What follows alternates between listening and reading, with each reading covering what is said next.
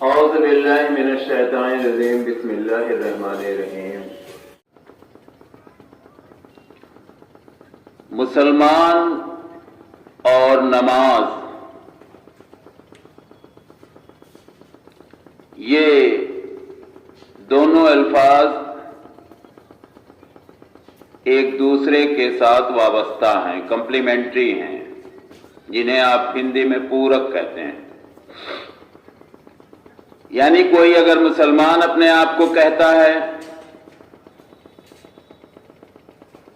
اس کے بارے میں یہ سوچنا ہی غلط ہے کہ وہ نماز نہیں پڑھتا۔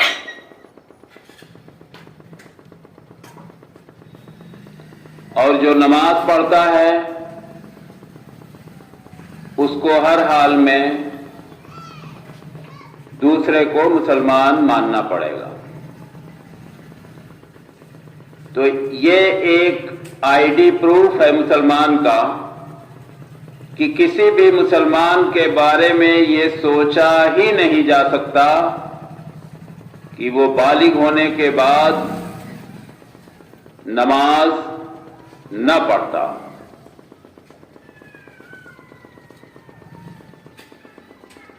اللہ کے نبی صلی اللہ علیہ وسلم کا فرمان مبارک ہے کہ نماز اور مومن کے بیچ میں، ایمان اور مسلمان کے بیچ میں جو پل ہے وہ نماز ہے۔ اگر ایک مسلمان نماز ترک کر دے رہا ہے تو وہ دائرہ اسلام سے باہر ہو جا رہا، یعنی وہ کلمہ گو مسلمان تو ہے لیکن اس نے انکار کر دیا۔ کس چیز کا انکار کر دیا؟ مسلمان کلمہ پڑھنے کے بعد جو سب سے پہلا فرائض تھا اسی کا اس نے انکار کر دیا۔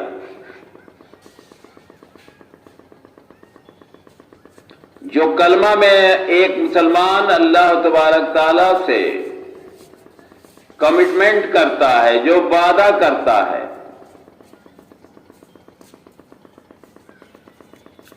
اسی کی خلاف ورزی وہ فوراً شروع کر دیتا۔ تو ظاہر سی بات ہے، آپ دنیا میں دیکھ لیجئے، کوئی بھی کام کسی کے سپرد کیا جاتا ہے تو نیچے لکھا رہتا ہے شرطیں لاگو، یعنی اگر ٹھیکیدار یا کام کرانے والا اس شرطوں کو پوری طرح سے پورا نہیں کرتا تو وہ ٹھیکہ اس کا کینسل مانا جائے گا۔ اسی طرح سے ایک مسلمان کا ایک کمٹمنٹ جو اللہ تبارک تعالیٰ کے ساتھ ہے، وہ ابھی تو صرف ایک مسئلہ نماز کا ہے تو پانچوں کا کمٹمنٹ، 24 گھنٹے کا کمٹمنٹ، اس لیے کہ جب بندہ کلمہ پڑھ لیا تو اس نے اپنے آپ کو سرنڈر کر دیا اللہ تبارک تعالیٰ کے سامنے۔ یعنی اب بندے کی اپنی کوئی مرضی نہیں ہے، بندے کی اپنی کوئی خواہش نہیں ہے، بندے کا اپنا کوئی ارادہ نہیں ہے، بندے کا اپنا کوئی کانسٹیٹیوشن نہیں ہے، سارا کا سارا کانسٹیٹیوشن اللہ تبارک تعالیٰ کا اس کے اوپر لاگو ہوگا۔ وہ نماز ہمیشہ پڑھے گا، اگر زکوٰۃ کے قابل ہے تو زکوٰۃ ہمیشہ دینا ہے اسے، اگر جسمانی اس سے وہ صحیح ہے تو سال میں روزہ رکھنا لازم ہے، اور اگر استطاعت ہے پیسے سے اور فزیکلی وہ مضبوط ہے تو زندگی میں ایک مرتبہ حج کرنا لازم ہے۔ یہ پانچوں چیزیں ضروری ہے، اس کے بعد بھی نہ جانے کتنے فرائض، نہ جانے کتنے واجبات، نہ جانے کتنی سنتیں، نہ جانے کتنی نفلیں ہم سب سے وابستہ ہیں۔ لیکن یہ جو پانچوں چیزیں ہیں وہ ہر مسلمان کو ہر حال میں کرنی ہی کرنی۔ اگر آپ چاہتے ہیں کہ مرنے کے بعد جو دوسری زندگی ملے وہ پرسکون ہو، خوشحالی کی ہو، آرام کی ہو، اور وہ ہے جنت، اور جنت پانے کے لیے دنیا میں بڑے بڑے امتحانات سے گزرنا پڑے گا۔ جو تقریروں میں آپ وعدوں کی چھڑی سنتے ہیں کہ ہر مسلمان جنت میں چلا جائے گا، ہر کلمہ گو جنت میں جائے گا، یہ سب شیطانی وسوسے ہیں، ان سے آپ بچنے کی کوشش کریں۔ ٹھیک ہے، یقین آپ رکھیے اللہ تبارک تعالیٰ سے، یقین اتنا رکھیے کہ اگر دنیا سے ایک شخص بھی جنت میں جائے گا تو وہ انشاءاللہ ہم ہوں گے، لیکن خوف خدا بھی اتنا رکھیے کہ کہیں اگر ایک آدمی دوزخ میں جائے گا تو کہیں ایسا نہ ہو کہ وہ ہم ہی ہوں۔ مسلمان کی زندگی امید اور خوف کے درمیان بیتنی چاہیے،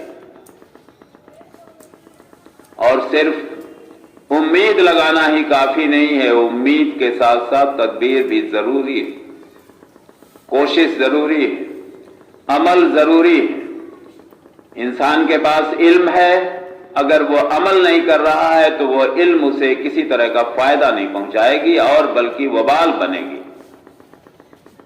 انسان کو اللہ تبارک تعالیٰ نے دولت دیا ہے، اگر اس دولت کا جائز استعمال نہیں ہو رہا ہے تو وہی دولت ہمارے آپ کے لیے وبال جان بن جائے گی۔ کلام مقدس جسے آپ قرآن شریف کے نام سے جانتے ہیں، اس کا کھلا فرمان ہے کہ ہم نے جنت کے بدلے مومنوں کی جان اور مال خرید لی، یعنی جان اور مال جو اللہ تبارک تعالیٰ نے جان بھی دی ہے، مال بھی دی ہے، وہ ہمارا آپ کا گروی رکھا ہوا ہے جنت کے بدلے۔ یعنی دنیا میں جو مال دیا گیا ہے اس میں نہ ہمارا کوئی اختیار ہے، نہ جان میں کوئی ہمارا اختیار ہے، مال اور جان دونوں وہیں کھپانا ہے جہاں اللہ تبارک تعالیٰ کا فرمان ہے۔ یعنی ہر اس کام کے لیے آپ کو اپنا مال لگانا ہے، اپنی جان لگانی ہے۔ اس کا مطلب یہ نہیں کہ آپ دنیاوی کام میں اپنا مال نہ لگائیں، اپنی جان نہ کھپائیں۔ دنیا اور آخرت دونوں ساتھ ساتھ چلیں گے،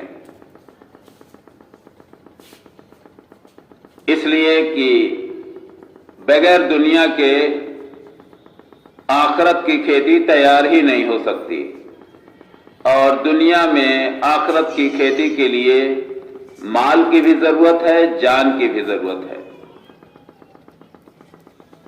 اور اسی لیے بار بار کہا جاتا ہے کہ اس جان کو، اس مال کو اللہ کی راہ میں خرچ کر کے آپ یہ آسان سودا بھی کر سکتے ہیں، ورنہ موت تو ایک دن ہر حال میں ہم کو آپ کو دبوچے گی، اور اس کے بعد اگر ہمارے پاس اعمال نہیں ہے تو جان رکھیے کسی کی کوئی مدد کام نہیں آئے گی۔ مدد سب کی کام آئے گی، کب؟ جب ہمارے آپ کے کاپیوں میں کچھ لکھا پڑا ہوگا، ہماری آپ کی سروس بک ٹھیک ہوگی، ہمارے آپ کے کارنامے کچھ حد تک اللہ تبارک تعالیٰ کے سامنے پیش کرنے لائق ہوں گے۔ جب کاپی بالکل بلینک ہوگی، بالکل خالی ہوگی، ایک دم زیرو ہوگی، اور صرف اس امید پر کہ ہم مسلمان ہیں، ہم کو اللہ تبارک تعالیٰ جنت میں ڈال دے گا، یہ ہم مسلمانوں کی صرف ایک بہت بڑی نادانی اور بھول۔ ہمیں سنجیدگی سے اس مسئلے پر غور و فکر کرنے کی ضرورت ہے، جس سے ہم صحیح مسلمان بن سکیں۔